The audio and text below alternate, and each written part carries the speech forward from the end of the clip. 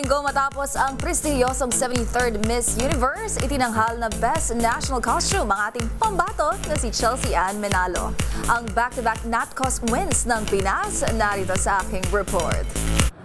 Sa ikalawang sunod na taon, nasungkit ng Pilipinas ang Best National Costume Award sa prestihiyosong Miss Universe.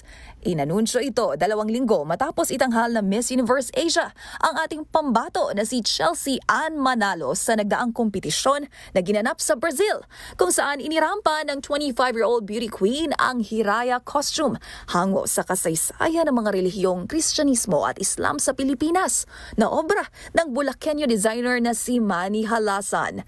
Dito masisilayan din ang imahe ng Our Lady of Peace and Good Voyage sa Antipolo na siyang deboto si Chelsea. Samantala, top 3 naman si Miss Vietnam habang second place ang kinatawan ng Chile. Kung matatandaan, unang naiuwi sa Pilipinas ang Best National Costume Award sa Miss Universe ni Sherlyn Gonzalez noong 1994. At matapos ang 25 taon o 2019, napanalunan ito ni Gazini Ganados dahil sa kanyang costume hango sa Philippine Eagle. At last year nga lang nang masungkit ni Michelle Marquez D ang naturang titulo dahil laman sa kanyang airplane-inspired costume bilang isang Philippine Air Force reservist.